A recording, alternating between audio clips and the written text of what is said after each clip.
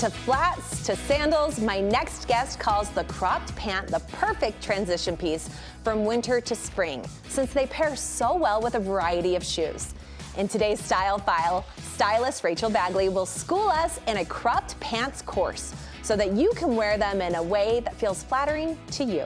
Welcome, Reachel. So good to have you back. So good to be here, Courtney. All right, the cropped pant is so big. Oh, yeah. But I think we all kind of wonder, like, how exactly do we style it? And shoes is a big one because I feel like can make or break the outfit. Oh, right? yeah. It feels like fashion calculus sometimes. Yeah. And I just want to make it easy because this should not be the hard part of our lives, Yeah, right? So I love the crop pant because, like you said, I can wear it with a sandal, I can wear it with a boot. It's really easy to transition, but you just make sure you get those proportions right. Yes. So we're going to yes. show you what not to do and what to do, and try to make it super simple. Yes, I love when you just have a formula for us. But I'm wondering, is there ever a point where the pant is too cropped?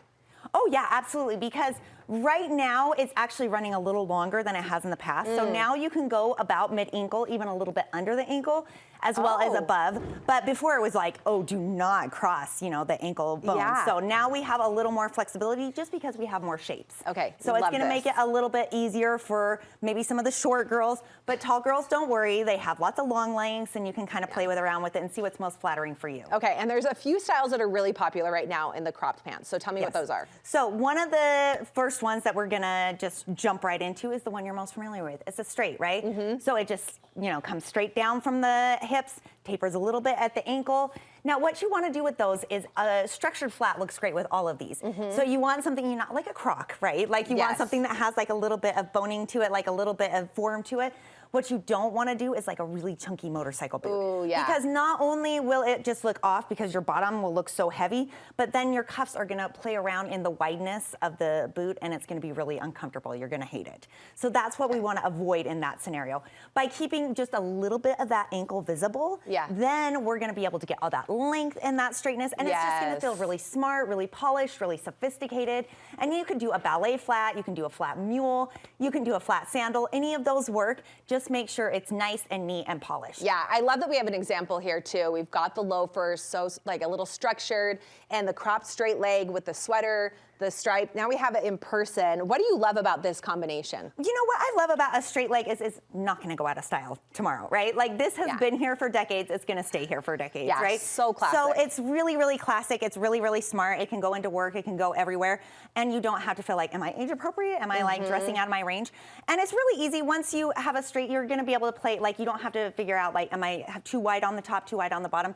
Just keep everything nice and neat and you're going to look great. Love it. But stay away from a chunky boot on this one. Yeah, chunky boot is just going to be too heavy on the bottom half. You're going to feel off. Now, this next one I personally love is one of my favorite pants to wear is the barrel leg. So tell us about this. Why do you like it? How do we work with shoes? So the barrel leg is so fun. And you know what? We are not too old to have a little fun and try something new, right? So don't be afraid if you haven't like looked at this silhouette before. They'll also call it horseshoe. They'll call it balloon leg.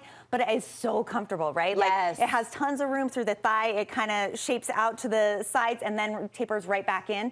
And you can find everything, you know, you can go on Abercrombie and find a much bigger balloon. You can go on Madewell, find a much narrower. So don't be afraid to figure out what's right for you. But as far as shoes, you know, I am a heel girl because I have really short legs and I'm always tempted to put on like a high heel with everything.